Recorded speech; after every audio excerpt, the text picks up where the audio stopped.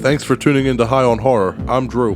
And I'm John. This episode and every future episode is dedicated to all the horror hounds and smokers out there who want to expand their knowledge of the genre and have a good time. Today we're reviewing the film that everyone is talking about, Late Night with the Devil, which is continuing to break streaming records on Shudder.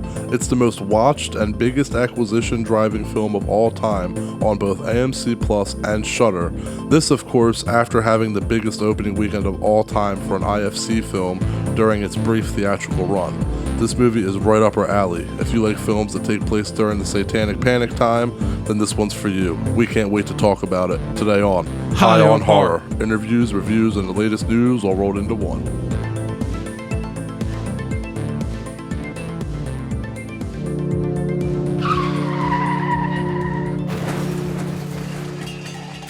Now it's time for Strain Wreck, the segment of our show where we discuss what strain we're getting wrecked on. We always like to start off each episode this way, especially when it's a movie that we are looking forward to talking about. So, John, I know you got something good for us today, I'm hoping, I'm praying. Always. I got 24% THC. Oh. Fat Banana. It's a hybrid strain made by Cross and OG Kush, which I'm already a fan of. Right, same. And this is an actual strain named Chiquita Banana. Oh, shit. That's an actual strain. Okay. Yeah. You can expect this strain to taste sweet and citrusy alongside an aroma that's reminiscent of bananas. I don't know. I feel like they make that shit up again. Like we've talked about. I don't think it's going to smell like bananas. It's going to smell like weed. I highly doubt I'm going to taste bananas. It's going to smell like burnt weed. If it was a vape, I'd taste banana. But, That's true. The weed, nah. Fat Banana effects start off mildly euphoric and calming before turning into a deep physical high. Man, I might have to stay the night here. A deep physical high. This strain is known to cause the munchies. I mean, I feel like every strain's known to cause the munchies. Let's be real, you're going to hit Wawa on the way home after here anyway, so. Talkative, giggly, and happy are the feelings. Negatives are headache, dry eyes, and it's back, dry mouth. Flavors are tropical, honey, and mango. So not once banana, but you told me in the description banana's one of the right. things. Okay, Leafly. And this did you time, find any reviews? I did. Last week I forgot to bring that up, and I was trying to scour them when we were going over it. Wasn't anything too great, but this one did make me laugh a little bit. Okay. It said, this is a solid strain. It tastes like bananas and dirt. LOL. That's what got me. It's really amazing how much banana flavor this strain can pack. It makes up for the earthy dirt flavor that the aftertaste can have, especially towards the end of a bowl.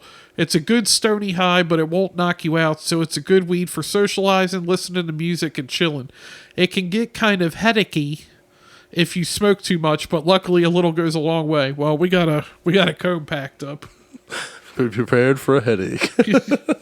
Before we get to talking about... I didn't even grab a lighter. I got you. All right. Let's see. I don't know. Yep, I left mine in the car. Save the day. Well, before we get to talking about Late Night with the Devil, I wanted to bring up some awesome news that I wanted to talk about while we indulge in the devil's lettuce. According to multiple horror media outlets, there's not one, but two new Evil Dead movies in the works. One is by Sebastian Vanek, I hope I'm saying that right, who directed Infested, about giant spiders taking over an apartment complex. It's very, very good. I just watched it on Shudder this weekend. Very good. We might have to review that one. Yeah, we might have to review it. It's not a cheesy monster movie like with B-movie spiders. It's very different and realistic. I enjoyed it.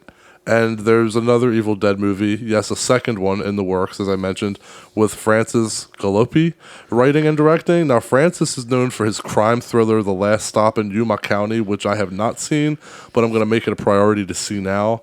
But yeah, I'm smiling. The Evil Dead movies are always something to be happy about. I'm sorry, new Evil Dead movies, rather, are always something to be happy about. Am I right? Yeah, and I mean, given the Evil Dead rise, I feel like fucking good, dude. I feel like we had a really, really solid movie without Bruce, so we don't need Ash to carry the franchise. Agreed. And with me, it's always been Halloween and Evil Dead. Those have always been the two big ones. And I've always said Evil Dead is an untapped market, man. Every time a new Evil Dead project pops up, think about it. The 2013 reboot, Ash vs. Evil Dead Rise, it all does well. They should have been pumping Evil Dead movies out like this from the start. I'm psyched that they're finally jumping on board. Yeah, but do you want it to turn into some of them Halloween movies if they were just pumping out their movies? Fair enough, but I guess the fact that there's so few keeps it, it probably is if we were looking at what there only being, 5 Evil Dead movies, concluding a reboot and Evil Dead Rise, they probably have the most consistent track record if you were going to review them all versus like reviewing the first 7 Halloween movies or the 7 Friday the 13th movies. And the difference is you have Bruce and Sam involved in most of them. Well, they have their hand in it still. Correct. Even if the pun intended, their one hand. But I didn't even do that on purpose. By the way, I'm not tasting banana, but do you taste dirt? But it's smooth. I'll say it's a smooth smoke. But you have something that you wanted to bring to my attention. I hear. Yeah, sure. Where are my notes? Oh, there they are. Hollywood Dreams and Nightmares, the Robert Englund story, is going to be brought to VHS from Lunch Meat. They're only going to make 30 VHS tapes, but it's good to see Robert Englund getting his story told.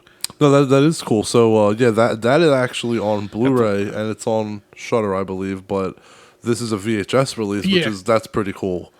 And according to Bloody Disgusting, Jessica Roth was talking to Screen Geek, and she brought up Happy Death Day 3. Okay. She said director Chris Landon has it all figured out already, and they're just waiting on Blumhouse to give them the okay to make it.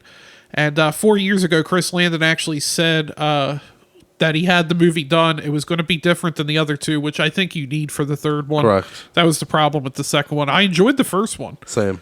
I enjoyed the second one too, but like you said, it's a little bit more of the same. It's like if they made Groundhog Day. Yeah. And then made Groundhog Day 2 and just made Groundhog Day. Well said. I mean, and it's in the same vein. That's what Happy Death Day is, the horror version of Groundhog Day. But he also said the title would be Happy Death Day to Us. Okay. So would you want to see a third Happy Death Day movie? I'm down. I actually, to be honest with you, if I'm being totally honest, I thought that there already was a third. I thought I was one behind. I'm kind of out of touch. After I'd seen the second one, I kind of fell off from it. But yeah, no, I liked 1 and 2 enough to say that I'd give a third one a chance for sure. Nothing tells me to not watch it. I don't hate them or dislike them enough to not want to watch it. I'm not going to rush to the theater, but and especially if it's going to be different than the other ones, right? But I'm sure, dude, Blumhouse is fucking killing it right now. I don't know if you know this or not, but Megan is one of the most profitable films of all time. But with how much it made versus what it was made on, it's one of the most profitable films of all time. He's joined forces with James Wan. They're fucking killing it right now. I am absolutely sure he'll do fucking... Jason Blum's going to do fucking 5 Death Days, Happy Death Days if he can. Like, he is not scared to pump horror out at all, so I do respect him for that. I mean, well, I guess James Wan didn't make the movie, but... I was thinking of Night Swim was not that good. That's the thing where people are just using his name to just get the movie by. But unfortunately, his name shouldn't be on that movie. Don't be fooled. I mean, it is a Blumhouse production, so I mean, but other than that, they've done good. Well, Halloween Ends. But overall, things are good. Well, on to the topic of today's episode. The Cairns brothers, Colin and Cameron, Australian natives, unleash hell onto your television set in Late Night with the Devil. Let's talk about it. I like that we had the same idea, John. I was going to write up a backstory of the Grove because it's real, and if you look it up, it will take you down a fucking rabbit hole. If you like conspiracy theories, check it out. And I saw that you had already planned on bringing it up and had some notes ready. That was like the first thing I started writing in my notes because, I mean, they talk about the Grove like the first 10 seconds into the movie. Right away, yeah. Well, I'm sorry. One quick thing. Does everybody need their logo? I can't, dude. Because I was after one point, I was like, okay, it's gonna start. All right, one more. Yeah, and I looked at the time, and it was like 2.5 minutes of just like different company logos. Yep. Well, that's what that is. That's because like to even though it's an indie movie, and it's from I believe Australian, U.S. and Iran. It's like made from all 3 different countries. or that's something along those lines, where all three countries had their fingers involved in making it. So There's a lot so of different many film companies. Yeah, I agree. A lot of different companies breaking up the cost of the movie and shit like that to get it made. So yeah, it was like a good minute or two of just film after film, company after company. Yeah, right. Well, let's get into the backstory here. All right, so the Grove here, the movie starts and they talk about the Grove, and this is based off of Bohemian Grove, which is a private club. And mid-July each year, they host a 2-week encampment of some of the most wealthy and prominent men in the world. The club venerate John of Nepomuk as its patron saint. He was a figure that was chosen, is reputed to have chosen martyrdom over revealing the confessions of a queen to a Bohemian monarch. They have a huge wooden sculpture of St. John. He's depicted in clerical garb with a hush gesture. He stands sentinel by the lake in the Grove, and that's supposed to be emblematic of the discretion upheld by its attendees across generations. And since its inception, Bohemian Grove has adopted an owl as its emblem, which we end up seeing in the movie, representing wisdom, and it stands over 30 feet tall. It's a hollow owl statue. It's crafted from concrete atop steel supports, and it's over the lake's edge. And it was envisioned by the sculptor and a former club president, Haig Padigan, and was erected in the late 1920s. Since 1929, it served as the focal point of the annual cremation of care ceremony, which we'll get into a little bit more about that here in a minute. The ceremony dates back to 1881, and select members partake as performers. Originally James F. Bowman with George T. Bromley. I don't know any of these people. Me neither. They were the prominent people of the 1920s. They were your Taylor Swifts of the time. Lost my spot here for a second. They assumed the role of the high priest, and it initially unfolded as part of the hijinks theatrical tradition during the encampment's first weekend. And it marks the liberation of spirits and the club's commitment to environmental stewardship. In 1913, it was separated from other Grove plays and became a ritual on opening night intended to ensure the success of ensuing activities. And it's set against the backdrop of the Owl Shrine. The moss-covered statue, they actually use that to conceal electrical and audio stuff. Makes it look more naturalistic. Okay. For years, the voice of the esteemed club member, Walter Cronkite. For you kids out there that might not know Walter Cronkite, he was the only newsman on TV back in the black and white days. He resonated as the owl during the ceremony, and that helped add like a distinguished art to the proceedings. They've had 4 honorary female members. None have ever been full members, and they haven't had any since 1928. And it's protected by a security team year-round. They use ex-military personnel to help secure the area. They use high-end security equipment, thermal night vision cameras, motion detector, vibration alarms, and when members are on site, they have local sheriff's offices, California Highway Patrol, and depending on who the guests may be, they even sometimes have the United States Secret Service helping to secure the area. Things like this have led to stories of satanistic activities occurring and things of the occult. And that was especially true after July 15th, 2000. Alex Jones and his cameraman Mike Hansen were able to enter into Bohemian Grove and shot footage of the cremation of care ceremony. Jones claims it was a ritual sacrifice. And from the same footage, documentary filmmaker John Ronson produced the episode The Satanic Shadowy Elite? ? So they're not saying they are. They're just, hey, are they? That question mark's important, I think. In which he characterizes the proceedings as an overgrown frat party, while Jones stuck to the satanic and produced dark secrets inside Bohemian Grove. Alright, since this is a newer film, we'll try to avoid spoilers best as we can, but you know how we be. We always be struggling. Late Night with the Devil stars David Dastmalchian as Jack Delroy. Delroy? he is the host of Night Owls. His main rival's Johnny Carson. Drew, were you ever a watcher of the late night shows? Yeah, I watched some Craig Ferguson. Yeah, he good. And some Jay Leno. And I forget who the other one was, but I never really like stuck to it. It was just kind of like if it was on and I was asleep. I usually had the volume turned down, but from what I could tell, I usually laughed at Craig Ferguson, but I wouldn't say I was a late night show person. Craig Ferguson kind of did that like dumb humor stuff that would make me laugh. He had that robot Jeff. Yes, yeah, totally. And was it the horse? He would go over and talk to the horse. Yep. But I remember very early on, he wasn't around much when, because I was born in 86. I think he retired in 92, but my parents loved Johnny Carson, so I remember some of those. I was a big Letterman guy. I always thought he was funny. So you caught some of Johnny Carson during his last years on air, right? Nice. And then David Letterman on Friday nights, he would do Will It Float? And my dad just thought that was like the dumbest thing to watch. He didn't get why I thought it was funny, and I enjoy the dry humor. Like, I mean, they would legitimately like have it, and they would talk about buoyancy, and they would argue with each other sometimes about stuff like.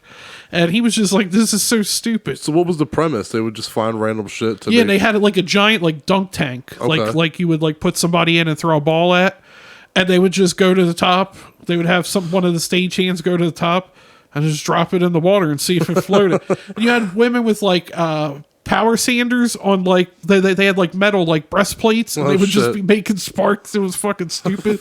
Like one was like dancing with hula hoops. I don't know. Yeah, it sounds like something right up your alley. And Conan O'Brien was pretty good. Okay, I've heard good things about Conan. I was not a big Leno fan, and the ones now I can't stand. But anyway, the movie starts and it talks about Jack going to the Grove. It talks a little bit about the history of the Grove. And when he first starts Night Owls, his wife Madeline is his co-host, played by Georgina Haig. She later dies of cancer. This is not as big of a spoiler as you think. It happens, in the first 5-10 minutes of the film? Probably fucking first minute. Yeah, I mean, 30 seconds. Once you get past those film companies. Yeah, all the film companies, and then like the little like mini biography. Yeah, probably within the first minute or so it's said. It's just, And Jack goes into a depression, as most people would. Jack eventually returns to the show, but the ratings just aren't there. So in order to boost ratings, he has a special Halloween episode with Christal, a medium and a psychic, Carmichael Haig, a magician and skeptic, and Dr. June Ross Mitchell, who's a parapsychologist, and she has her latest subject, Lily Diabo, with her. And June's book is called Conversations with the Devil, and it's all about Lily. Lily was the sole survivor of a mass suicide from a cult who worships Abraxas. I actually looked that up, and apparently Abraxas has a lot of meanings in different cultures, but the description of him in the Infernal Dictionary describes him as having a rooster's head, dragon's feet, and a whip in his hand. He's an ugly motherfucker. And a king's head and snakes in lieu of feet. Also, some believe the term abracadabra comes from Abraxas. Yeah, they mentioned that in the movie, actually. They say that briefly. And Jack keeps pushing to conjure the demon, despite warnings from June warning him against it. I think that would be a good place to drop off from the story, because that's when shit starts really picking up. And if you read the synopsis of the story or have read the trailer, you pretty much know what's yet to come that we haven't talked about, minus the spoilers. So yeah, I think I agree. It's a good time to stop. Yeah, and I guess I'll start here with my rating. We've been trying to get our hands on this forever. From covering the Fantasia Film Festival to the Toronto After Dark Film Festival, we tried getting screeners for it. We've wanted to see it. Yeah, we've reached out everywhere. Yeah, and I mean, since we read the synopsis of it, we're like, yeah, that's one of the ones we want to watch. Mm-hmm. Since then, everyone around me's heard nothing but good things, but personally, everything I saw online trashed the film. So I was a little apprehensive coming into the film, and before I get into my feelings, I want to address the AI art in the film, because this has like become such a big deal. I know. I don't get the hate. It's 3 still images, and they look cool. and no one's job was taken. I mean, if anything, it helps the art department. I was talking with somebody about it. Like, this takes stuff off the art department's hands that they can go and do other stuff, and it was further edited after being generated. So they had AI generate it, but then they still edit it themselves. Right. And that's using AI as a tool, and I think that's exactly how it should be used. Agreed. But at the end of the day, if your biggest critique from people watching your movie is that you use AI to create some 3 "we'll be back" still images, then I mean, you did an okay job. Anyway, getting back into the actual film here. Remember when last week I said Night Swim was some of the worst of the possession and supernatural film? Yes. This has got to be the polar opposite. David Dastmalchian, he feels like a gimmicky late night host from that era. Also, it's top tier found footage film. You honestly forget you're watching a found footage film because of the high production value of a TV show. So it's I feel like it's almost in a way kind of like a loophole. Like, hey, it's found footage, but it's perfect footage because it was being filmed at a TV studio. Correct. It's not found footage because it was recorded on your phone or your camcorder. It's found footage because it's footage that was lost. It's impressive how much of the 70s TV feel they got right in this film. The film's never truly scary, but it's atmospheric for sure. I absolutely love it. Even the ending, which seemed to be a dividing point for people, I was fine with that. I've watched this a couple times already. I give it a 9.3 out of 10. Roll a fat blunt of some indica and just sink in the couch and watch this one. Last thing before I turn it over to you, Jack and Jill went up a hill to fuck each other's brains out. Dude, that shit was stuck in my head after watching it a couple times. Like, yo. All right, so look, I love this movie. I watched it 3 times in 2 days. I told you that. I was like, dude, I've already watched it 3 times. You got me beat. I only watched it 2 times in 3 days, I think. Well, yeah, but it was everything to me that I wanted it to be. David Dastmalchian is awesome and carries the movie with ease, man. He needs to be the star of movies more often. He needs to have more movies like this on his shoulders and be in front of the camera more. He's grown up from being sweaty in Dark Knight. I know, it's crazy when you think that he's just been kind of... The Dark Knight was like his first movie, right? Nolan picked him up and just put him in as if it's not his first movie, it's one of his first few movies. And then he's on Dune. He's done Oppenheimer.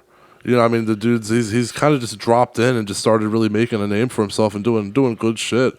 But Perseverance. I thought, all the acting was well done in the movie. Laura Gordon, who plays Dr. June, does a great job of making you sympathetic by adding that realism and seriousness to the scenes she's in when everyone else is kind of taking it lightly. She's like the one that's like, she's the viewer. She's the one that's like, nah, don't fuck with this. And everyone else is the ones playing around. Ingrid Torelli. Well, we're sitting there watching, go fuck with it. Ingrid Torelli, who played Lily the Possessed Girl. It's funny because Ingrid said that they filmed the exorcism scene in one day with many, many takes, and after a while, it makes you go mad, and she used that in her performance, and it shows. And the exorcism scene is creepy as shit. And add to that real quick that David said he actually witnessed Ingrid getting ready for filming in front of a mirror, and the way that she was acting and her facial expressions like truly deeply disturbed him. So well job done by Ingrid. And besides that, I love the look and feel of the movie and the atmosphere. It's quirky for the most part, but shit can turn around quick. So despite the humor, I could not relax during watching it the first time because I just knew some shit was coming.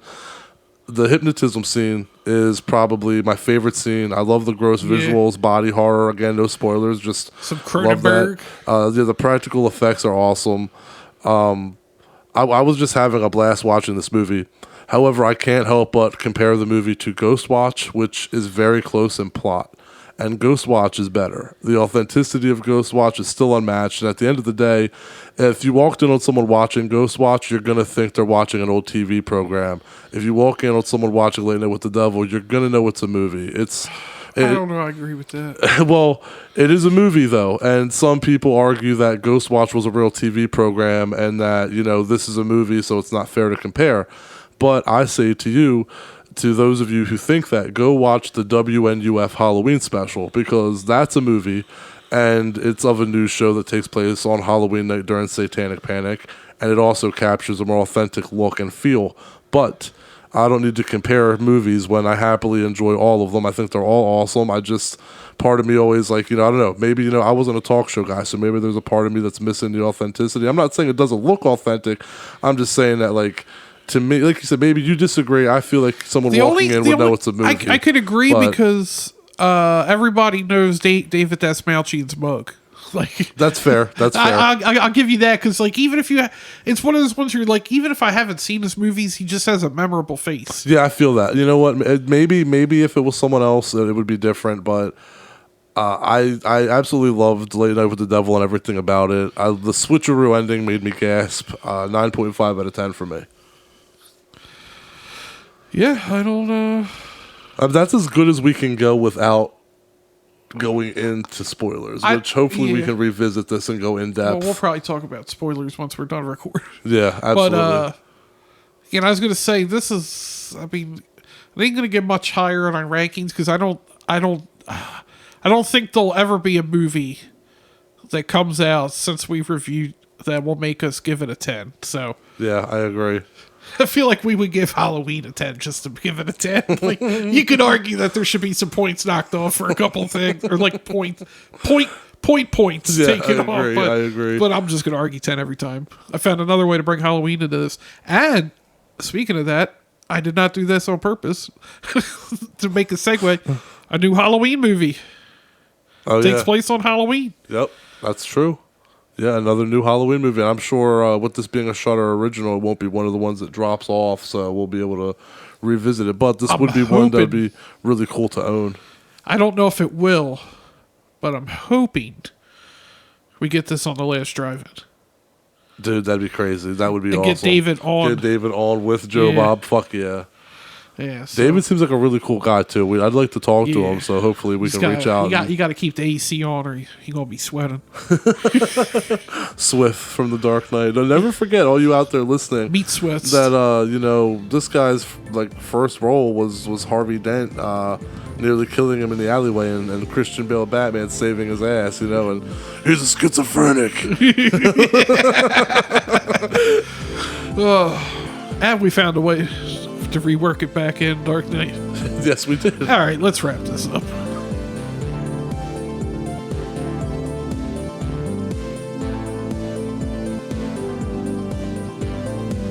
Thanks to all the horror hounds and smokers out there for tuning in.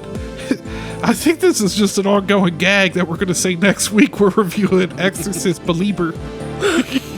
But we actually are, right? This time, are we serious this time? Maybe. We'll see. I don't know, because we were supposed to review both, and I was like, damn, I really want to talk about this film. This was really good. Anyway, so, you follow us on social media, you'll find out. High on Horror 420 on Instagram, X, Facebook. I think that's everything. Yeah, we don't have an OnlyFans yet. If you listen to the show, we bring it up all the time. You're going to have to use a wide-angle lens. You know what? I stole that from 89 Batman Knox. That was when she great. he was like, oh, if you're going to need me, you're going to need extra long.